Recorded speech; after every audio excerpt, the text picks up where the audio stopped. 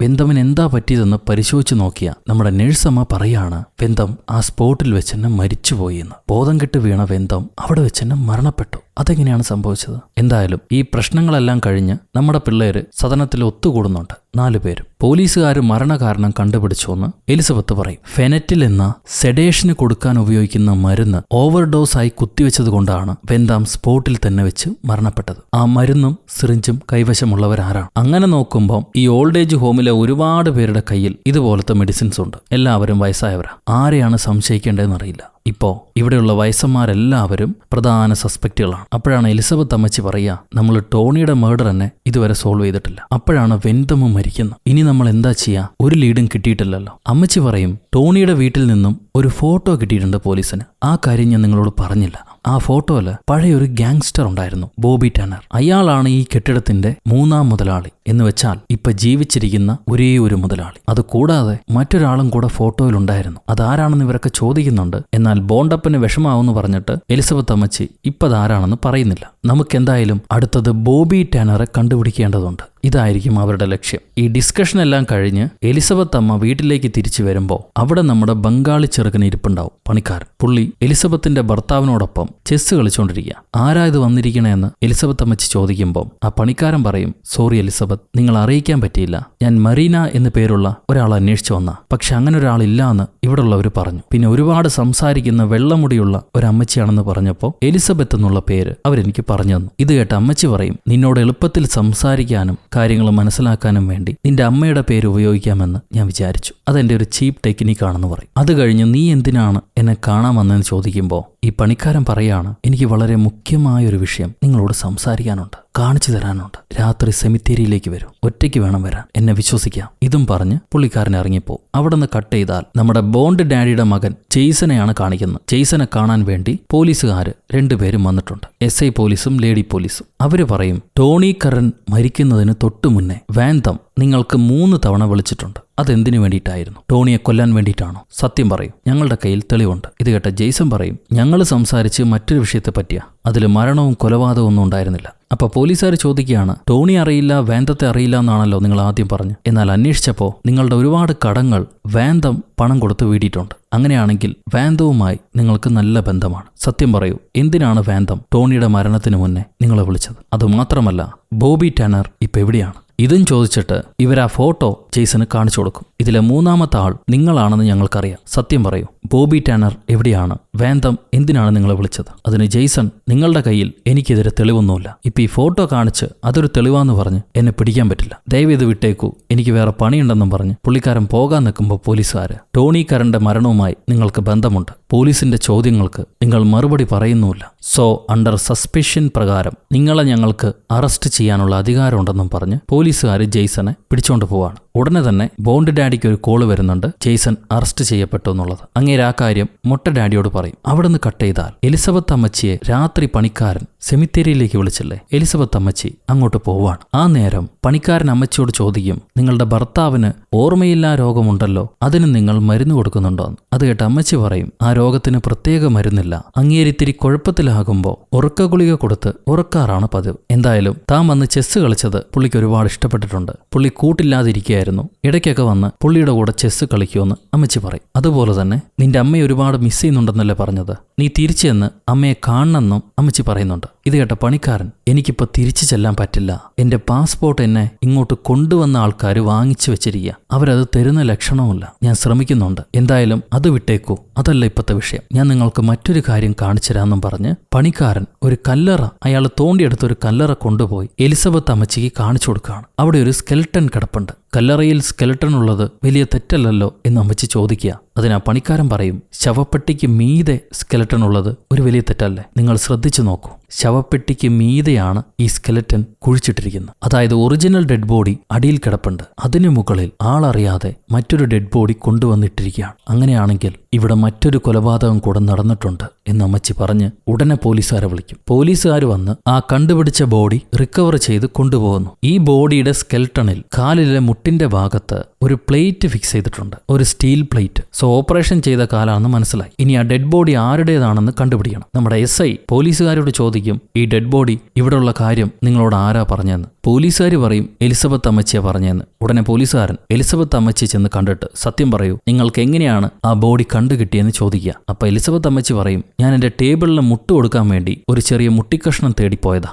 സെമിത്തേരിയിൽ കുറെ മരങ്ങളുണ്ടല്ലോ, അവിടുന്ന് ഒരെണ്ണം കുഴിച്ചെടുക്കാന്ന് വിചാരിച്ചു. ഞാൻ അങ്ങനെ ഒരു ചിരട്ട വെച്ച് കുഴിച്ചു നോക്കിയപ്പോ ഒരു പുതിയ ബോഡി കിടക്കുന്നു. കണ്ട് ഞെട്ടിപ്പോയി. ഉടനെ ഞാൻ പോലീസിനെ വിളിച്ചു. ഇത് കേട്ട SI പറയും, ഞങ്ങളെ കണ്ട മണ്ടന്മാരാണെന്ന് തോന്നുന്നുണ്ടോ? ഓരോ സമയത്ത് ഇങ്ങനെ ഓരോ കഥകൾ കൊണ്ടുവന്ന് വിവരിക്കുന്നു. ഇനി മേലിൽ നിങ്ങൾ ഈ കേസിൽ ഇടപെടാൻ പാടില്ല, വെറുതെ പോലീസുകാർക്ക് തലവേദന ഉണ്ടാക്കാതെ. ഇത് പറയുമ്പോൾ ബോണ്ട് അപ്പൂപ്പൻ പോലീസുകാരനോട് ചോദിക്കുകയാണ്, എന്റെ മകനെ എന്ത് കാരണത്തിനാണ് നിങ്ങൾ പിടിച്ചു വെച്ചിരിക്കുന്നത്? അവനെതിരെ നിങ്ങൾക്ക് തെളിവുകളില്ല, ദയവേത് അവനെ വിട്ടിട്ട് യഥാർത്ഥ പ്രതിയെ തേടിപ്പോകൂ. അത് കേട്ട പോലീസുകാരൻ പറയും, ഇങ്ങനെ ഇടയ്ക്കിടെ ഞങ്ങളെ ശല്യം ചെയ്യാതിരുന്നാൽ ഞങ്ങൾ സമാധാനത്തോടെ യഥാർത്ഥ പ്രതിയെ കണ്ടുപിടിച്ചോളാം. അല്ലാതെ ഇനിയും മുതുക്കന്മാരെല്ലാം ചേർന്ന് ഈ കേസിൽ ഇടപെടാൻ വന്നാൽ ഞാൻ എല്ലാത്തിനെയും പിടിച്ച് അകത്തിടുമെന്നും പറഞ്ഞ് ഭീഷണിപ്പെടുത്തിയിട്ട് അങ്ങനെ ഇറങ്ങിപ്പോവാം. അത് കഴിയുമ്പോൾ നമ്മുടെ എലിസബത്ത് അമ്മച്ചി മെല്ലെ പോലീസുകാരോട് ചെന്നിട്ട്, നിന്റെ സ്ഥാനത്ത് ഞാനായിരുന്നെങ്കിൽ ആ സ്കെലട്ടൺ കാര്യമായിട്ട് പരിശോധിച്ചേനെ, വേഗം ചെന്ന് പരിശോധിക്കുകയെന്ന് പറയും. അത് കഴിഞ്ഞ് അന്ന് രാത്രി എന്തോ ശബ്ദം കേട്ട് എലിസബത്ത് അമ്മച്ചി എഴുന്നേൽക്കുമ്പോൾ കിച്ചണിലേക്ക് വന്ന ആരോ ഒരു ബൊക്കെ അവിടെ വെച്ചിട്ട് ഇറങ്ങി ഓടിപ്പോകുന്നുണ്ട്. അമ്മച്ചി ചെന്ന് ആ ബൊക്കെ എടുത്ത് നോക്കുമ്പോൾ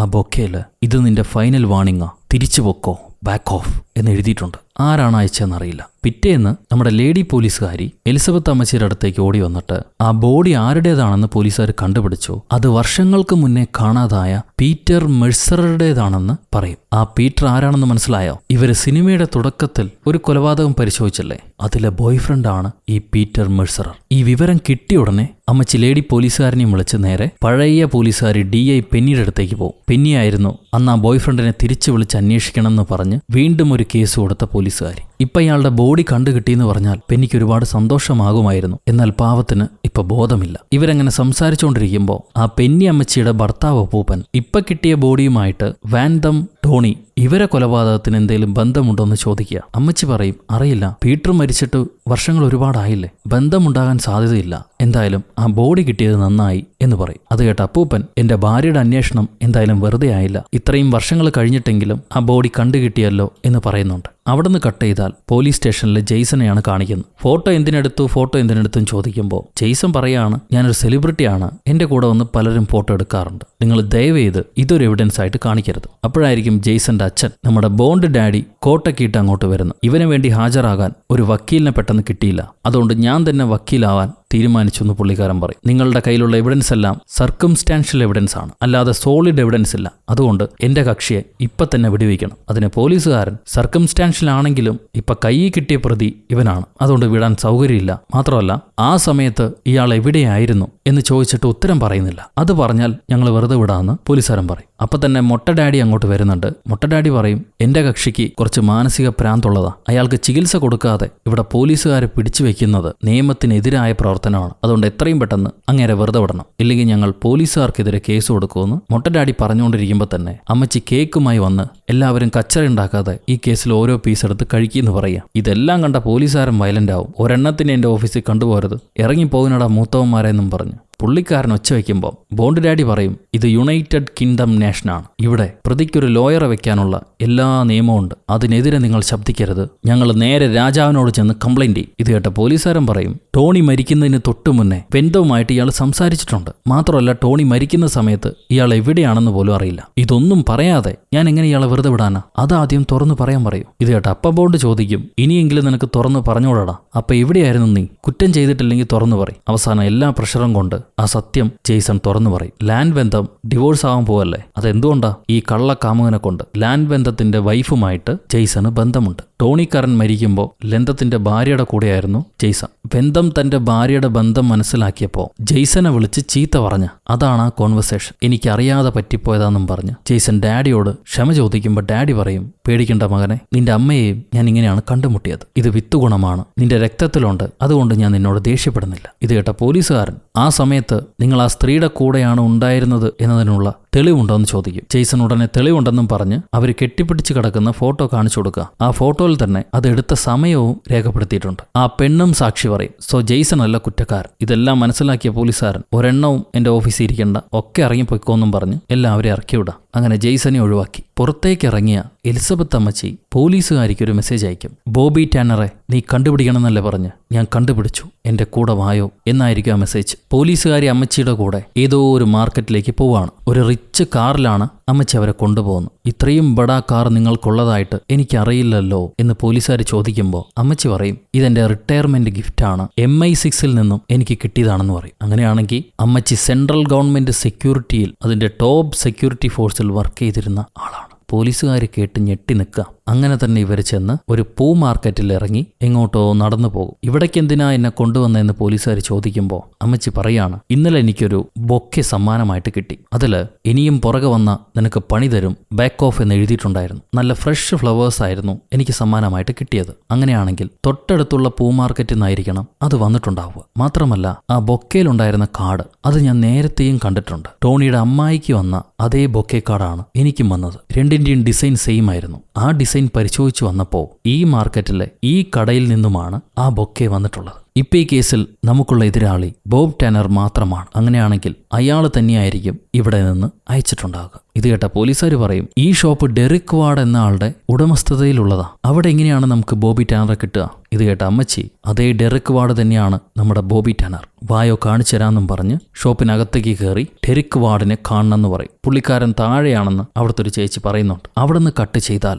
എലിസബത്ത് അമ്മച്ചിയുടെ ഭർത്താവ് പുള്ളി ഇരുന്ന് പണിക്കാരന്റെ കൂടെ ചെസ് കളിച്ചുകൊണ്ടിരിക്കുക. ആ സമയത്ത് ഭർത്താവ് അപ്പൂപ്പൻ പണിക്കാരനോട് പറയും, നമ്മുടെ ഇവിടെ 2 കൊലപാതകങ്ങൾ നടന്നില്ലേ, അതിൽ ഞാൻ അറിഞ്ഞ വിഷയങ്ങളെല്ലാം കോർത്തിണക്കി ആലോചിച്ചു നോക്കിയപ്പോൾ ടോണി കറൻ അയാളെ കൊലപാതകം ചെയ്യാൻ സാധ്യതയുള്ളത് ആരാണെന്ന് എനിക്ക് മനസ്സിലായി. ഇതിങ്ങനെ അപ്പൂപ്പൻ പറഞ്ഞുകൊണ്ടിരിക്കുമ്പോഴാണ് നമ്മുടെ എലിസബത്ത് അമ്മച്ചിയും പോലീസുകാരിയും ആ ഡെറിക് വാർഡിനെ ചെന്ന് കാണുന്നത്. ഡെറിക് വാർഡ് തന്നെയാണ് ബോബി. സോ ബോബിയെ കണ്ട അമ്മച്ചി, നിന്നെ ഞങ്ങൾ എങ്ങനെ വിളിക്കണം, ഡെറിക് എന്ന് വിളിക്കണോ ബോബി എന്ന് വിളിക്കണോ? അത് കേട്ട ഉടനെ ആ പഴയ ഗാങ്സ്റ്റർ ബോബി, ഹലോ എലിസബത്ത്, നിങ്ങൾക്ക് വേണ്ടി ഞാൻ കാത്തിരിക്കുകയായിരുന്നു. വളരെ പെട്ടെന്ന് നിങ്ങൾ എന്നെ കണ്ടുപിടിക്കുമെന്ന് എനിക്കറിയായിരുന്നു. അപ്പൊ എലിസബത്ത് അമ്മച്ചി, എനിക്ക് തന്നോട് കൂടുതലൊന്നും ചോദിക്കാനില്ല. ഒരൊറ്റ വിഷയം, താനാണോ ടോണി കരനെയും പെന്തത്തിനെയും കൊന്നത്? അവര് 2 പേരെയും കൊന്നാൽ ആ പ്രോപ്പർട്ടിയുടെ ഏക ഓണർ താനായിരിക്കും. അതിനു വേണ്ടിയിട്ടാണോ ചെയ്തത്? ഇത് കേട്ട ബോബി ടാനർ പറയുകയാണ്, അവരെ 2 പേരെയും കൊല്ലാനുള്ള ദേഷ്യം എനിക്കുണ്ടായിരുന്നു, പക്ഷെ ഞാനത് ചെയ്തിട്ടില്ല. സമാധാനപരമായി ജീവിക്കാനാണ് ഞാൻ ആഗ്രഹിക്കുന്നത്. അതുകൊണ്ടാണ്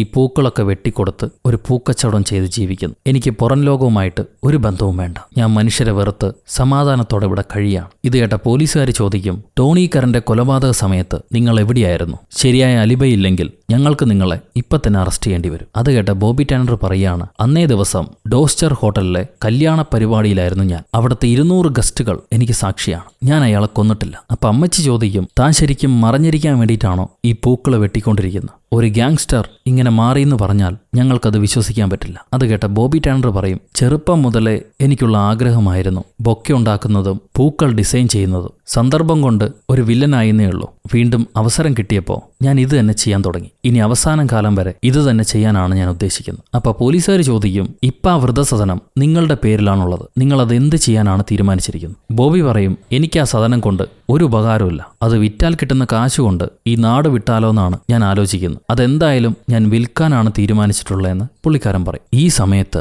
എലിസബത്തിന്റെ ഭർത്താവ് അപ്പൂപ്പൻ അയാൾ പണിക്കാരനോട് പറയാണ്, നിന്റെ സാമ്പത്തിക അവസ്ഥ വളരെ മോശമാണെന്ന് എനിക്കറിയാം. സോ പണം കിട്ടാൻ വേണ്ടി നീ എന്തും ചെയ്യാൻ തയ്യാറാണ്. നിനക്ക് ഈ ലാൻഡ് ബന്ധവുമായി ടോണി കരനുമായിട്ട് ബന്ധവുമുണ്ട്. സോ എന്റെ കണ്ണിൽ അവർ നിന്നല്ലാതെ മറ്റൊരാളെ ഉപയോഗിക്കാനുള്ള സാധ്യതയില്ല. അതുകൊണ്ട് ഞാൻ തുറന്നു ചോദിക്കട്ടെ, നീയാണോ ടോണി കരനെ കൊന്നത്? ഇത് കേട്ട പണിക്കാരൻ ചിരിയും. നിങ്ങൾ അങ്ങനെയാണോ വിചാരിക്കുന്നത്? അവന്റെ ചിരിയിൽ എന്തോ ഒരു സംശയമുണ്ട്. ആ സമയം ബോബി ടാനർ അയാൾ പൂക്കൾ വെട്ടി കയ്യിൽ നിന്നൊക്കെ രക്തം ഒലിക്കുന്നുണ്ട്. നമ്മുടെ അമ്മച്ചി പോലീസുകാരിയോട്, മോളെ ഒരു 2 മിനിറ്റ് പുറത്തു നിൽക്ക്, ഇയാളോട് എനിക്കൊന്ന് സംസാരിക്കണം എന്ന് പറയും. അങ്ങനെ പോലീസിനെ പറഞ്ഞു വിട്ടിട്ട് അമ്മച്ചി ബോബിയോട് ചോദിക്കുകയാണ്, നിനക്കിങ്ങനെ ഇവിടെ സമാധാനമായിട്ടാണോ കഴിയേണ്ടത്, അതോ ഞാൻ പോലീസുകാരെ ഇതിനകത്തുകൂടെ കയറ്റി ഇറക്കണമോ? ഇത് കേട്ട ബോബി ടാനർ, നിങ്ങൾ എന്നെ ഭീഷണിപ്പെടുത്തുകയാണോ എന്ന് ചോദിക്കും. ആ സമയത്താണ് തൊപ്പി വെച്ചൊരു വയസ്സൻ 2 പാസ്പോർട്ടുമായിട്ട് അങ്ങോട്ട് കടന്നു വരുന്നത്. പുതിയ 2 ജോലിക്കാരെ കിട്ടിയിട്ടുണ്ട്, അവരുടെ പാസ്പോർട്ട് എടുത്തിട്ടുണ്ടെന്നും പറഞ്ഞു. ഈ തൊപ്പിക്കാരനെയാണ് സെമിത്തേരിയിൽ വെച്ച് കണ്ടതും രാത്രി അമ്മച്ചിയുടെ വീട്ടിൽ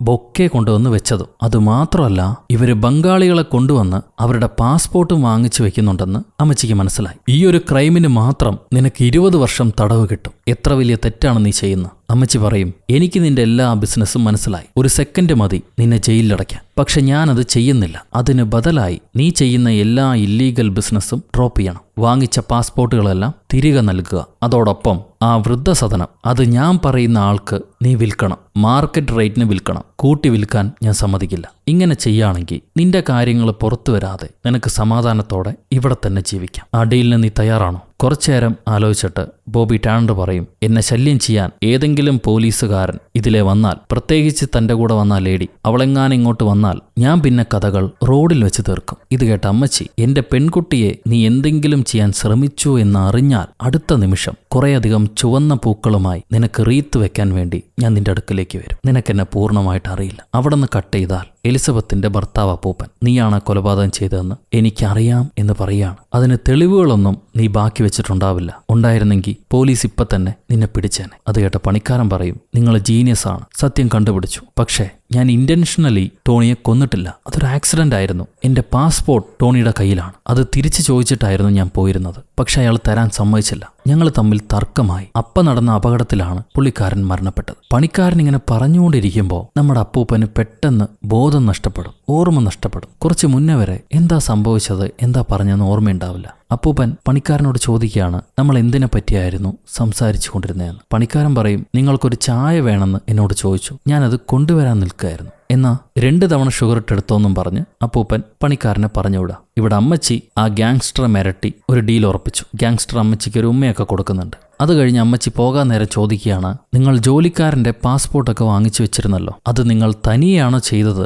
വേറെ ആരെങ്കിലും നിങ്ങൾക്ക് കൂട്ടുണ്ടായിരുന്നോ? ആ ബംഗാളി പണിക്കാരന്റെ പാസ്പോർട്ട് ഇപ്പൊ ആരുടെ കയ്യിലാണ്? ഇത് കേട്ട ബോബി ടാനർ പറയാണ്, ആ പണിക്കാരന്റെ പാസ്പോർട്ട് എന്റെ കയ്യിലില്ല, അതുണ്ടായിരുന്നത് ടോണിയുടെ കയ്യിലാണ്. ടോണിയും ഞാനും കൂടിയിട്ടായിരുന്നു ഈ പാസ്പോർട്ട് വാങ്ങിച്ചു വെക്കൽ, ജോലിക്ക് വിടൽ പരിപാടി നടത്തിക്കൊണ്ടിരുന്നു. അതിൽ എന്റെ പണിക്കാർക്ക് ഇടയ്ക്കെങ്കിലും ഞാൻ പാസ്പോർട്ട് കൊടുക്കുമായിരുന്നു. എന്നാൽ ടോണി ഒരിക്കൽ പോലും പാസ്പോർട്ട് തിരികെ നൽകിയിട്ടില്ല. അവൻ ആ വിഷയത്തിൽ ഒരു നാറിയായിരുന്നു. ഇത് കേട്ടുടനെ നമ്മുടെ അമ്മച്ചി ഷോക്കിലാവും. അവർക്ക് കുറേയധികം കാര്യങ്ങൾ മനസ്സിലായി. അവര് വീട്ടിലേക്ക് തിരിച്ച് പറന്നടിച്ചു വരിക. ആ നേരം നമ്മുടെ പണിക്കാരൻ അപ്പൂപ്പന് കോഫി മിക്സ് ചെയ്യുന്നുണ്ട്. അതേ ടേബിളിലാണ് അപ്പൂപ്പന് കൊടുത്തോണ്ടിരിക്കുന്ന ഉറക്ക ഗുളികകളും ഉള്ളത്. അവനതെടുത്ത് മിക്സ് ചെയ്തോന്നറിയില്ല. ഇവിടെ അമ്മച്ചി പറന്നടിച്ച് വരുന്നതാണ് കാണിക്കുന്നത്. വീണ്ടും കട്ട് ചെയ്ത് അപ്പൂപ്പനിലേക്ക് വന്നാൽ അപ്പൂപ്പൻ ആ കോഫി കുടിക്കുന്നുണ്ട്. ഈ സമയത്ത് അമ്മൂമ്മ 2 വണ്ടി പോലീസുകാരെയും കൂടെ വിളിച്ച് അവരെ സദനത്തിലേക്ക് എത്തിക്കഴിഞ്ഞു. അപ്പൂപ്പൻ കോഫി മുഴുവൻ കുടിച്ച് തീരാൻ സമയത്താണ് അമ്മച്ചി ഫ്ലാറ്റിലേക്ക് എൻ്റർ ആവുന്നത്. നകുലൻ, അത് കുടിക്കരുത് എന്നും പറഞ്ഞ് അമ്മച്ചി ഓടി വന്ന് ആ കോഫി മക്ക് തട്ടിപ്പറിക്കും. ഇതിൽ പോയിസൺ കലർത്തിയിട്ടുണ്ടോ എന്ന് സംശയമാണ്. ഇത് പറഞ്ഞുകൊണ്ടിരിക്കുമ്പോൾ പോലീസുകാരി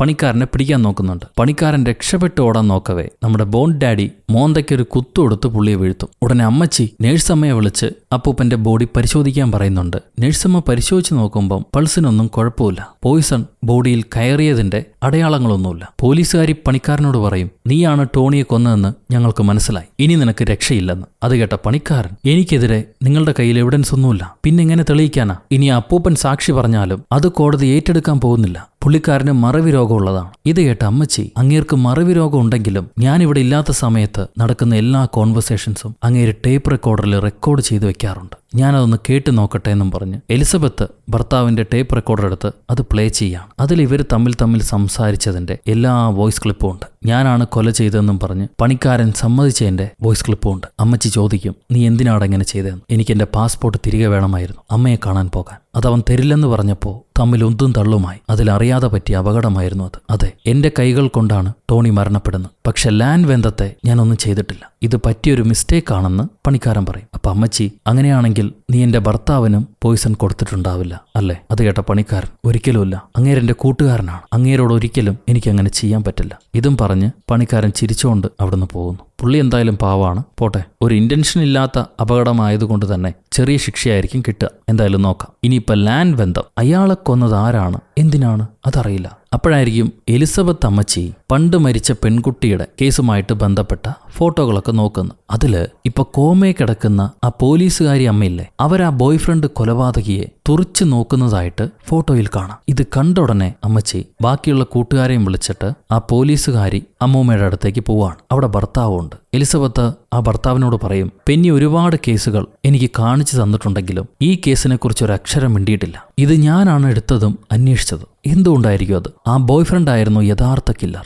അതെല്ലാവർക്കും അറിയുന്ന കാര്യമാണ്. എന്നാൽ പോലീസ് അവനെതിരെ കുറ്റം ചുമത്തിയില്ല, അവനെ വെറുതെ വിട്ടു. അത് പെന്നിക്ക് സഹിക്കാൻ പറ്റിയിട്ടുണ്ടായിരുന്നില്ല. ഒരു നല്ല പോലീസുകാരിയായ പെന്നിക്ക് ആ കുറ്റവാളി ഇങ്ങനെ ചിരിച്ചോണ്ട് ഇറങ്ങിപ്പോകുന്നത് സഹിക്കാൻ പറ്റിയില്ല. അവൻ ഈ കുറ്റത്തിൽ നിന്നും രക്ഷപ്പെട്ട് നാട് വിട്ടു പോകുമെന്ന് അവൾക്കറിയുമായിരുന്നു. അതുകൊണ്ട് അവൾ തന്നെയാണ്, അതായത് ഈ പോലീസുകാരി തന്നെയാണ് ആ കുറ്റവാളിയായ പീറ്റർ മെഴ്സറിനെ കൊന്നിട്ട് ഭർത്താവിന്റെ സഹായത്തോടെ ഈ സെമിത്തേരിയിൽ അയാളെ കൊണ്ടുപോയി കുഴിച്ചിട്ടു. കാരണം ഈ ഭർത്താവ് ഇവിടുത്തെ പള്ളിയിലേക്കും സെമിത്തേരിയിലേക്കും വർഷങ്ങളായിട്ട് വന്നു പോകുന്ന ആളാണ്. പെന്നിക്ക് ഈ കേസിൽ കാര്യമായ ബന്ധമുണ്ടെന്ന് മനസ്സിലായത് പെന്നി ആ കുറ്റവാളിയെ നോക്കുന്ന നോട്ടം കണ്ടപ്പോഴാണെന്ന് അമ്മച്ചി പറയും. കാരണം കാലങ്ങളായി അമ്മച്ചിയുടെ കൂട്ടുകാരിയാണ് പെന്നി ആരെയെങ്കിലും അങ്ങനെ നോക്കിയിട്ടുണ്ടെങ്കിൽ കാര്യമായ സീരിയസ് ആക്ഷൻ എടുക്കുമെന്ന് എനിക്കും നിങ്ങൾക്കും അറിയാം. ഇതങ്ങനെ സംഭവിച്ചല്ലേ എന്ന് അമ്മച്ചി അപ്പൂപ്പനോട് ചോദിക്കും. അപ്പൊ അപ്പൂപ്പൻ കരഞ്ഞുകൊണ്ട് ആ പാവം പെൺകുട്ടിയെ കൊന്നിട്ട് ഇവൻ രക്ഷപ്പെട്ടു പോകുന്നത് അവൾക്ക് കണ്ടു നിൽക്കാൻ കഴിഞ്ഞില്ല. അവനെ പിടിച്ച് ഒരുപാട് ഇടിച്ചപ്പോൾ ആ സൈക്കോ ചെറുക്കൻ ചത്തുപോയി. ആ കേസിൽ നിന്നും എന്റെ ഭാര്യയെ രക്ഷപ്പെടുത്താൻ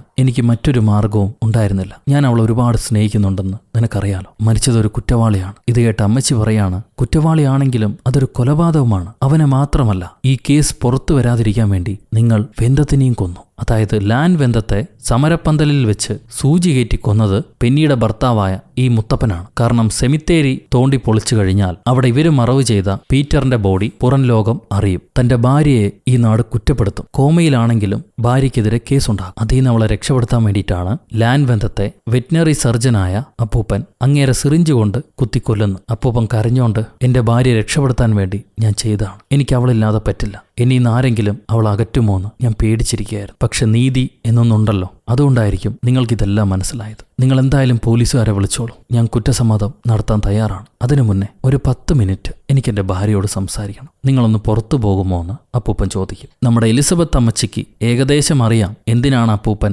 ഇവരോട് പുറത്തു പോകാൻ പറയണേന്ന്. എന്നാൽ അമ്മച്ചിക്ക് അത് തടയാൻ കഴിയുന്നില്ല. അവർ പുറത്തു പോവാണ്. ഈ അപ്പൂപ്പൻ എന്താ ചെയ്യാന്ന് വെച്ചാൽ ബാക്കിയുള്ള 2 സെഡേഷൻ സിറിഞ്ചും എടുത്ത് ഒരെണ്ണം ഭാര്യയുടെ ശരീരത്തും ഒരെണ്ണം തന്റെ ശരീരത്തും കുത്തി 2 പേരും മരണപ്പെടുകയാണ്. ഈ വയസ്സാം കാലത്ത് പിരിഞ്ഞ് ജയിലിൽ ജീവിക്കുന്നതിനേക്കാളും നല്ലത് ഇതായിരിക്കുമെന്ന് ഒരുപക്ഷെ ആ അപ്പൂപ്പൻ കരുതിയിട്ടുണ്ടാവും. അടുത്ത സീനിൽ അവരുടെ മരണച്ചടങ്ങാണ് കാണിക്കുന്നത്. 2 പേരെയും അവിടുത്തെ തന്നെ സെമിത്തേരിയിൽ അടക്കാനാണ് നമ്മുടെ ഓൾഡ് ഏജ് അന്തേവാസികൾ തീരുമാനിച്ചിരിക്കുന്നത്. നല്ല അപ്പൂപ്പൻ അമ്മൂമ്മ. ഈ ചടങ്ങെല്ലാം കഴിയുമ്പോൾ ആ മരിച്ചുപോയ പെന്നി അമ്മൂമ്മയുടെ മാല എലിസബത്ത് അമ്മച്ചി പുതിയ നഴ്സ് അമ്മയ്ക്ക് കൊടുക്കും. പെന്നി എന്നും ഞങ്ങളുടെ കൂടെയുണ്ട്, അതിന് ഇതൊരു അടയാളമാണ്, ഇതിനി നിങ്ങളാണ് ധരിക്കേണ്ടതെന്നും പറഞ്ഞ് ആ അമ്മച്ചിക്ക് ഇട്ടുകൊടുക്കുക. അപ്പോഴായിരിക്കും ആ പുതിയ അമ്മച്ചിയുടെ മോൾ അങ്ങോട്ട് വരുന്നത്. അമ്മ ഇത്രയും സന്തോഷത്തോടെ ഇരിക്കുന്ന കാണുമ്പോൾ മോൾക്കും സന്തോഷമായി. ഈ സമയത്ത് എലിസബത്ത് അമ്മച്ചി നമ്മുടെ ഈ വൃദ്ധസദനം വിൽക്കാൻ തീരുമാനിച്ചെന്ന് കേട്ടു. അത് മറ്റാരുടെയും കയ്യിലേക്ക് പോകാതിരിക്കാൻ വേണ്ടി നഴ്സമ്മയുടെ മകൾ തന്നെ വാങ്ങിക്കണമെന്നാണ് ഞാൻ ആഗ്രഹിക്കുന്നത്. എന്തു പറയുന്നു? ഞങ്ങൾ തട്ടിപ്പോയാലും നിങ്ങളുടെ കയ്യിൽ സുരക്ഷിതമാണെന്ന് ഞാൻ വിചാരിക്കുന്നുണ്ട്. ആ ഡീലിന് ഓക്കെ ആണോ എന്ന്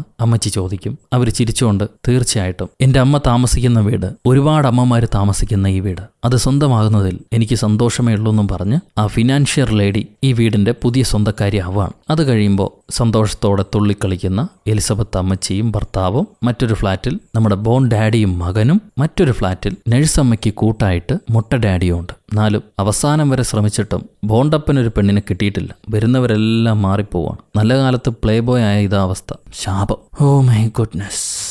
അങ്ങനെ ഈ കഥ അവിടെ വെച്ച് അവസാനിക്കുന്നു. സോ ഗൈസ്, എങ്ങനെയുണ്ട് ഈ സിനിമ? നിങ്ങൾക്ക് ഇഷ്ടപ്പെട്ടു എന്ന് വിചാരിക്കുന്നു. നിങ്ങളുടെ അഭിപ്രായം കമന്റിലൂടെ രേഖപ്പെടുത്തുക.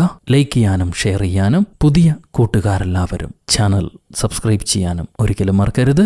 അടുത്തൊരു അടിപൊളി സിനിമയായിട്ട് വീണ്ടും കണ്ടുമുട്ടുന്നത് വരെ, until then it's bye from ഉറു കഥ.